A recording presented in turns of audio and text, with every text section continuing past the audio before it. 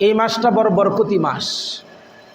এই মাসেই আল্লাহ পাক রব্বুল আলামিন তার হাবিব মুহাম্মাদুর রাসূলুল্লাহ সাল্লাল্লাহু আলাইহি ওয়াসাল্লামকে দুনিয়াতে প্রেরণ করেছেন। আল্লাহর নবী দুনিয়াতে আগমন করেছিলেন এই মাসেই, রবিউল আউয়াল মাসেই। আবার রবিউল আউয়াল মাসেই আল্লাহর রাসূল দুনিয়া থেকে বিদায় নিয়ে চলে গেছেন। এজন্য এই মাসটি হলো নবীর আগমনের মাস, আবার বিদায়ের মাস। এই মাসটা বড় বরকতি মাস। আল্লাহ পাক রব্বুল আলামিন আমাদেরকে সেই নবীর উম্মত বানাইছেন যেই নবীকে আল্লাহ পাক রব্বুল আলামিন সবচাইতে বেশি মহব্বত করেন।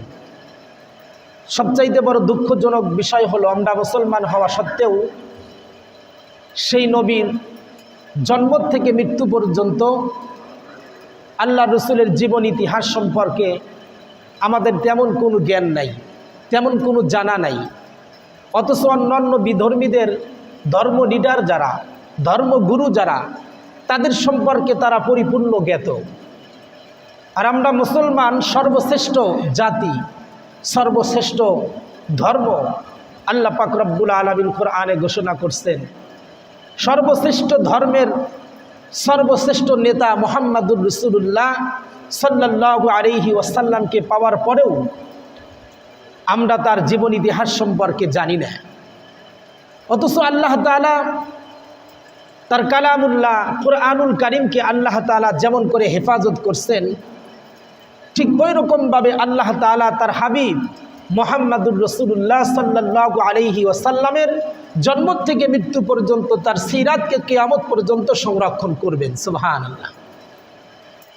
আল্লাহর নবীর জন্ম থেকে মৃত্যু পর্যন্ত প্রত্যেকটা মুহূর্ত নবী কখন কি করতেন, কোন কাজটা কিভাবে করতেন, এই নবীর সিরাতকে আল্লাহ পাক রব্বুল আলামিন হাদিসের পাতার মাধ্যমে এবং উম্মতের আমলের মাধ্যমে কিয়ামত পর্যন্ত জিন্দা রাখবেন। সুবহানাল্লাহ। অন্য কোনো ধর্ম এবং অন্য কোনো ধর্মের গুরুর জীবন ইতিহাস এরকম অক্ষরে অক্ষরে সংরক্ষিত নাই, এবং কোনো ধর্মগুরুর জীবন ইতিহাস জন্ম থেকে মৃত্যু পর্যন্ত লিপিবদ্ধ করা হয়েছে এরকম কোনো বই বা কিতাব পাওয়া যায় না। কিন্তু আমাদের নবী এমন একটা নবী, যেই নবীর জীবন ইতিহাসকে আল্লাহ তাআলা হাদিসের মাধ্যমে কিতাবের ভিতরে জীবিত রাখছেন, পাশাপাশি আমলের মাধ্যমে উম্মতের মাধ্যমে আল্লাহ তাআলা তার সিরাতকে জীবিত রাখছেন। সুবহানাল্লাহ। এটা কিয়ামত পর্যন্ত থাকবে, কেউ কখনো এটাকে মলিন করতে পারবে না, এটাকে মুছে দিতে পারবে না। এই শক্তি পৃথিবীর কারো নাই। সঙ্গত কারণে সেই নবীর পরিচয়, সেই নবীর মর্যাদা, সেই নবীর মহব্বত কতটুকু আমাদের জানা দরকার, আমাদের ভিতরে থাকা দরকার, এই বিষয়ে আমরা তেমন কোনো জ্ঞান আমাদের নাই। আমাদের তো নাই, আমাদের আওলাদ যারা, আমাদের সন্তান যারা দুনিয়াতে আছে, এদেরকেও যে আমাদের নবী সম্পর্কে একটু পরিচয় তাদের সামনে তুলে ধরব, এরকম চেষ্টাও আমাদের ভিতরে নাই। যার কারণে ইসলাম ধর্মের নবী, শ্রেষ্ঠ নবী, শেষ নবী জনাবে মুহাম্মাদুর রাসূলুল্লাহ সাল্লাল্লাহু আলাইহি ওয়াসাল্লামের পরিচয় আমাদের সন্তানরা যতটুকু জানে তার চাইতে বেশি চেনে হলো গে নেতাকে। নেতাতেই যতটুকুন চেনে ততটুকুন নবীকে চেনে না, আর দলকে যতটুকুন বোঝে অতটুকুন ইসলাম ধর্মকে বোঝে না। কেন? কারণ এটার প্রতি মেহনত আমাদের কম, এটার প্রতি চেষ্টা আমাদের কম। আমাদের সন্তানদেরকে আমরা আমাদের নবীর পরিচয় শিখাই না। অথচ আমাদের নবী কেমন নবী জানেন? এক হাদিস শরীফের ভিতরে আসছে, আয়েশা সিদ্দিকা রাদিয়াল্লাহু তাআলা আনহা একদিন ঘরের ভিতরে খুব কান্নাকাটি করতেছেন।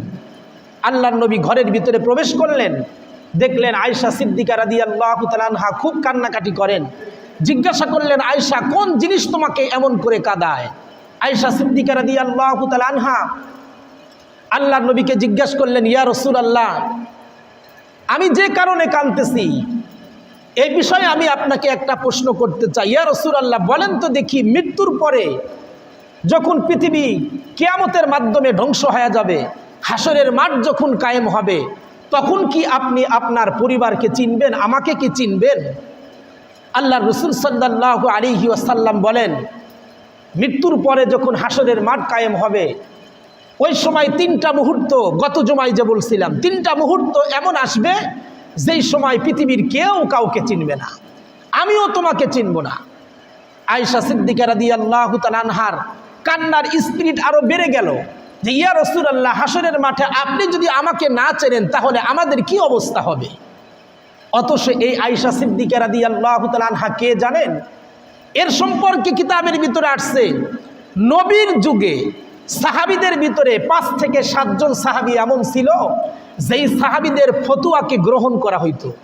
এই 5-7 জন সাহাবী ছাড়া অন্য কোনো সাহাবী ফতোয়া দিতেন না। যাদের এলেম, যাদের আমল সবচাইতে বেশি ছিল, এরকম 5-7 জন সাহাবীদের ভিতরে একজন হলেন হযরতে আয়েশা সিদ্দিকা রাদিয়াল্লাহু তাআলা আনহা। সুবহানাল্লাহ জোরে বলেন। এমনকি আয়েশা সিদ্দিকা রাদিয়াল্লাহু তাআলা আনহার এলেম এত বেশি, সমস্ত সাহাবীদের এলেম, তাবেঈদের এলেম, এমনকি তাবেঈদের এলেম এবং যুগশ্রেষ্ঠ উলামা ইকরামের এলেম, এমনকি যেই সমস্ত উলামা ইকরাম দুনিয়া থেকে চলে গেছেন, বর্তমানে আছেন, আগামীতে আসবেন, সকল আলেমদের এলেমকে, সাহাবীদের এলেমকে যদি এক পাল্লায় উঠানো হয় আর আয়েশা সিদ্দিকার এলেম যদি আরেক পাল্লায় উঠানো হয়, তাহলে সকলের চাইতে আয়েশা সিদ্দিকার এলেমটাই বেশি হবে। সুবহান। এত বড় এলেমের অধিকারী তিনি ছিলেন, যিনি আল্লাহ পাক রব্বুল আলামিনের পছন্দের একজন বান্দি ছিলেন, যার পবিত্রতার সম্পর্কে আল্লাহ পাক রব্বুল আলামিন কুরআনুল কারীমের ভিতরে 5-7টা আয়াতই নাজিল করে দিয়েছেন। সুবহানাল্লাহ। যার পবিত্রতার সম্পর্কে আল্লাহ নিজে ঘোষণা করছেন, আর যার বিবাহের জন্য আল্লাহর রাসূলের সাথে বিবাহ দেওয়ার জন্য আল্লাহর পক্ষ থেকে প্রস্তাব পাঠানো হয়েছে। সুবহানাল্লাহ জোরে বলেন। এমন একটা পবিত্র মহিয়সী উম্মাহাতুল মুমিনিন আয়েশা সিদ্দিকা রাদিয়াল্লাহু তাআলা আনহা, তিনি কান্নাকাটি করতেছেন।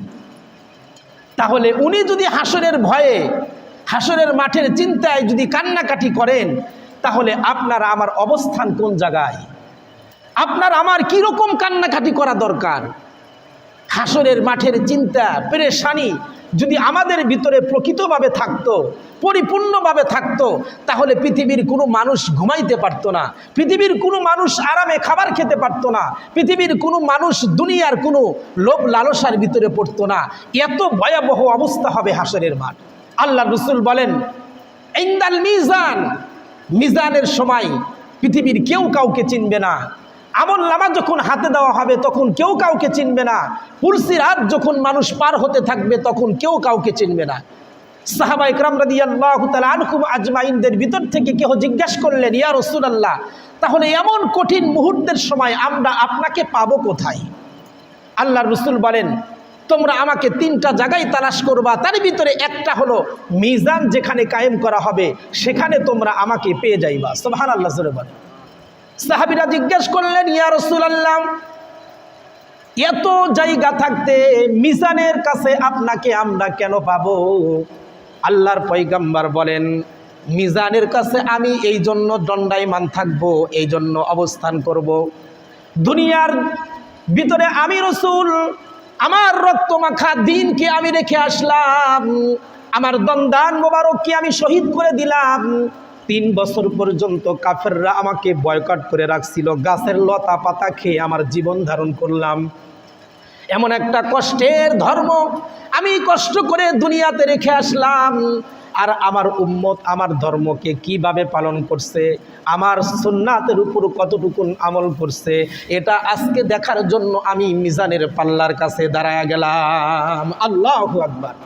উম্মতের আমল নামা যখন ওজন করা হবে আর উম্মতের নেকির পাল্লা যখন উপরে উঠে যাবে আর বদির পাল্লা যখন নিচে চলে যাবে, আল্লাহর রাসূল তখন আফসোস করবেন, হায় হায় আমার উম্মত, আমি তোমাদের জন্য এত কষ্ট করে দ্বীনকে রেখে আসলাম, আর তোমরা আমার দ্বীনকে এতটুকুন মর্যাদা দিলা, এতটুকুন মুহাব্বত তোমরা করলা, আর দ্বীনের উপর তোমরা এতটুকুন আমল করলা যে আজকে তোমাদের নেকির পাল্লাটা হালকা হয়ে গেল। আল্লাহর রাসূল আফসোস করবেন, সেদিন উম্মতকে যাচাই করবেন আল্লাহর রাসূল। অথচ এই দিনের জন্য আমাদের শ্রেষ্ঠ নবী, শেষ নবী জনাবে মুহাম্মাদুর রাসূলুল্লাহ সাল্লাল্লাহু আলাইহি ওয়াসাল্লাম থেকে প্রত্যেকটা নবী রাসূলরা এই দিনের জন্য নিজেরা কষ্ট করেছেন। এই দিনের জন্য হযরতে আইয়ুব আলাইহিস সালাম তার শরীরকে পোকামাকড়ের খাবারে তৈরি করে দিয়েছিলেন। এই দিনের জন্য হযরত জাকারিয়া আলাইহিস সালামকে ইহুদি গোষ্ঠীরা করাত দিয়া চিরে 2 খণ্ড করেছিল। এই দিনের জন্য হযরতে ইউনুস আলাইহিস সালামকে 40 দিন পর্যন্ত মাছের পেটে থাকতে হয়েছে। এই দিনের জন্য হযরত ইব্রাহিম আলাইহিস সালামকে নমরুদের অগ্নিকুণ্ডে 40 দিন কাটাইতে হয়েছে। এই দিনের জন্য হযরতে মুহাম্মাদুর রাসূলুল্লাহ সাল্লাল্লাহু আলাইহি ওয়াসাল্লামকে 3 বছর পর্যন্ত বয়কট করে রাখা হয়েছে। গাছের লতাপাতা খাইছেন, পায়খানা বকরির নাদার মতো হয়ে গেছে। এই দিনের জন্য পয়গম্বর আলাইহিস সালাম যুদ্ধের ময়দানে গিয়া তার মাথার হেলমেট তার মাথার ভিতরে ঢুকে গেছে, এমনকি দন্দান মোবারক শহীদ হয়ে গেছে। যার শরীরের ভিতরে মশা আর মাছি পড়া হারাম ছিল, সেই নবীর শরীর থেকে রক্ত ঝরাইছে, এমনকি জুতা মোবারক পায়ের সাথে আটকে গেছে। সাহাবা ইকরাম যখন এটাকে আলাদা করতে গেছেন, আল্লাহ রাসূল বলে, এটা যখন তোমরা আলাদা করতে যাও তো আমার কলিজা ছিঁড়ে যায়, এত কষ্ট হয়েছে। এই দিনের জন্য পয়গম্বর আলাইহিস সালাম পুরা আত্মীয় স্বজনকে ছেড়ে মক্কা থেকে হিজরত করে মদিনায় চলে গেছেন। এত কষ্টের দিন, যেই দিনের জন্য হযরত সুমাইয়া আলাইহিস সালাম হযরত সুমাইয়া রাদিয়াল্লাহু তাআলা আনহার লজ্জাস্থানের ভিতরে বর্ষা মারা হয়েছে এবং তার ছেলে উমাইয়াকে আগুনের উপরে শোয়া রাখা হয়েছে। এই দিনের জন্য হযরতে বিলাল রাদিয়াল্লাহু তাআলা আনহুকে কষ্টের পর কষ্ট, নির্যাতনের পর নির্যাতন করা হয়েছে। উত্তপ্ত বালুর উপরে, জ্বলন্ত আঙ্গারের উপরে তাকে শোয়া রাখা হয়েছে। এই দিনের জন্য হযরতে ওমর রাদিয়াল্লাহু তাআলা আনহু তার আত্মীয় স্বজন, নিজের মা বাবা সব আত্মীয়কে ত্যাগ করে দিনের জন্য কোরবানি করছেন। এই দিনের জন্য সাহাবা ইকরামরা পর্যন্ত সবাই কষ্ট স্বীকার করেছেন। দিনের পর দিন না খায়া থাকছেন, দিনের পর দিন তারা স্বজন হারা থাকছেন, দিনের পর দিন তারা যুদ্ধের ময়দানে কাটাইয়া দিছেন। এই দিনের জন্য তারা স্ত্রীকে বিধবা করছেন, মার বুককে খালি করছেন, সন্তানকে ইতিম করছেন। দিনের জন্য সাহাবা ইকরাম রাদিয়াল্লাহু তাআলা আনহুম আজমাইনরা শহীদ বরণ করে নিছেন। এমনকি এই দিনের জন্য হযরতে হানজালা রাদিয়াল্লাহু তাআলা আনহুর মতো সাহাবী, তিনি নিজের স্ত্রীর বাসর রাত থেকে চলে গিয়ে আল্লাহ রাসূলের জন্য নিজেকে শহীদ করে দিয়েছেন। এই দিনের জন্য হযরতে সাদ রাদিয়াল্লাহু তাআলা আনহু নতুন বিবাহ করতে যাবেন, সব বাজারকে ত্যাগ করে দিয়ে যুদ্ধের ময়দানে রাসূলের মুহাব্বতে শরীক হয়ে তার জীবনকে বিসর্জন দিয়েছেন। এই দিনের জন্যই আকাবেরে দেওবন হযরতে কাসেম নানুতুবি রহমতুল্লাহি আলাই, এমনকি ইমাম বুখারী রহমতুল্লাহি আলাই, ইমামে আজম আবু হানিফা রহমতুল্লাহি আলাই পর্যন্ত যারা জেল হাজত খেটেছেন, এমনকি তাদেরকে মাল্টার দ্বীপে বন্দি করে রাখা হইতো। জেলখানার ভিতরে রাখতে রাখতে তাদের পিঠের কোনো গোশত ছিল না, তাদের চর্বি পর্যন্ত শুকে গিয়ে শুধু হাড্ডি আর হাড্ডি রয়ে গেছে। এই দিনের জন্য বর্তমান যুগের ওলামা ইকরাম, আল্লামা বাবু নগরীকে এরকম 40 দিন পর্যন্ত রিমান্ডে রাখা হয়েছে। এই দিনের জন্য আল্লামা মামুনুল হককে 3 বছর পর্যন্ত জেলখানায় বন্দি রাখা হয়েছে। এই দিনের জন্য হযরতে মুফতি আমিন রহমতুল্লাহি আলাইকে গৃহবন্দী করে মারা হয়েছে। সবাই দিনের জন্য কোরবান করছেন। ও মুসলমান, চিন্তা করে দেখেন, সবাই যখন ইসলামের জন্য, দিনের জন্য এত কোরবান করলো, তো আপনার আমার দিনের জন্য অবস্থান কোন জায়গায়? আমি আর আপনি দিনের জন্য কি করলাম? আমি আর আপনি দিনের জন্য যদি একটু উপকার করি তো তার চাইতে বেশি বড়াই করি। আমল তো নিজের ভিতরে নাই, আমার ভিতরে আপনার ভিতরে আমল নাই, কিন্তু নিজেকে বড় মুসলমান বলে দাবি করি।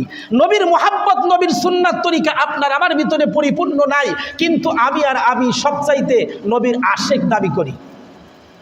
মেরে মোহতারাম দোস্ত বুজুর্গ, এই দিনকে যদি মুহাব্বত করতে চান আর আল্লাহ রাসূলের সুপারিশ যদি আখিরাতের ময়দানে আমি আর আপনি পেতে চাই, তাহলে এই দিনের জন্য, নবীর জন্য নিজের জীবন দিতে হলে জীবন, রক্ত দিতে হলে রক্ত, ইনকাম দিতে হলে ইনকাম, স্ত্রীকে বিধবা করতে হলে বিধবা, সন্তানকে ইতিম করতে হলে ইতিম, এগুলো করার জন্য সর্বদাই আপনাকে আমাকে প্রস্তুত থাকতে হবে। যদি এরকম প্রস্তুতি আমি আর আপনি থাকতে পারি, তাহলে কিয়ামতের আগ পর্যন্ত কোনো নাস্তিক কখনো, কোনো বেঈমান কখনো আপনার আমার নবীকে কখনো কষ্ট দিতে পারবে না। কথা বলেন ঠিক কিনা?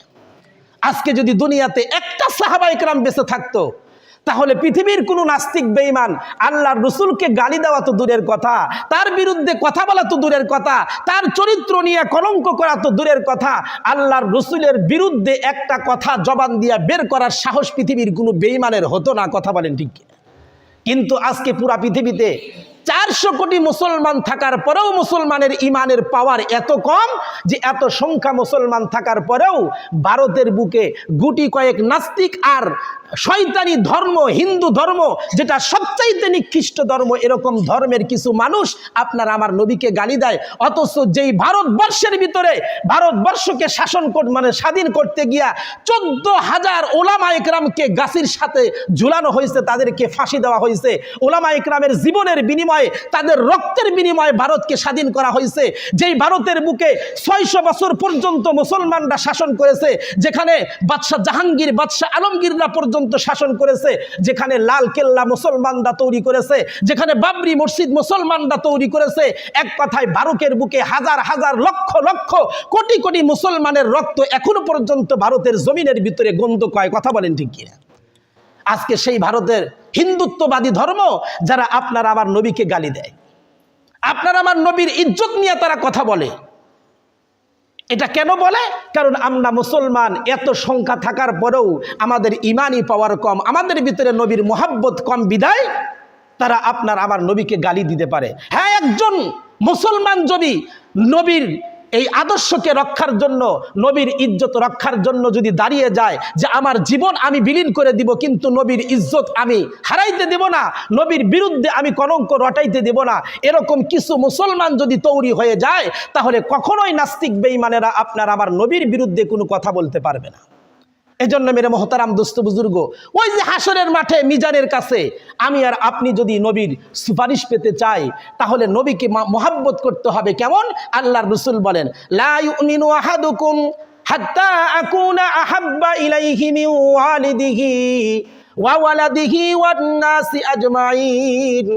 আল্লাহর পয়গম্বর বলেন, পৃথিবীর বুকে কোনো উম্মত যদি তার নিজের চাইতে, তার সন্তানাদির চাইতে, তার স্ত্রীর চাইতে, তার পরিবার পরিজনের চাইতে, পৃথিবীতে যা কিছু আছে সব কিছুর চাইতে যদি আমি নবীকে বেশি মহাব্বত করতে পারে, তাহলে সে হবে পূর্ণাঙ্গ ঈমানদার, সে হবে কামিল মুমিন, আর তার জন্য কঠিন কিয়ামতের ময়দানে আমি সুপারিশ করব। বলেন সুবহানাল্লাহ। আজকে নবীর মহাব্বত আপনার আমার ভিতরে কেমন? আমি আর আপনি স্ত্রীর চাইতে বেশি মহাব্বত করি, মা বাবার চাইতে বেশি মহাব্বত করি, সন্তানের চাইতে বেশি মহাব্বত করি। এটা প্রমাণ হবে কখন? হুজ্জাতুল ইসলাম কাসেম নানুতুবি রহমতুল্লাহি আলাইহি বলেন যে এটা প্রমাণ হবে তখন যখন সন্তানের সামনে বাবা ইসলাম বিরোধী কাজ করতেছে, আর সন্তান বাবাকে বলে, বাবা এটা তো ইসলামের তরিকাই নাই, এটা তো রসুলের সুন্নাতের ভিতরে নাই, এটা আপনি কেন করলেন? এই কথা সন্তান যখন বাবাকে বলতে পারবে, বোঝা যাবে সন্তান বাবার চাইতে নবীকে বেশি মহাব্বত করে। আর যদি সন্তান বাবাকে এরকম কথা বলার সাহস বা সুযোগ না পায়, তাহলে বোঝা যাবে নবীর মহাব্বতের চাইতে বাবাকে বেশি মহাব্বত করে, বিদায় বাবার কাছে সন্তান দুর্বল। কথা বলেন ঠিক কিনা? বাবার সামনে যদি সন্তান ইসলাম বিরোধী, শরীয়ত বিরোধী কোনো কাজ করে, তাহলে বাবা সন্তানকে শাসন করবে, বাবা এটা তো ইসলাম শরীয়তের ভিতরে নাই, এটা তো নবীর আখলাকের ভিতরে নাই, তুমি এটা কেন করলা?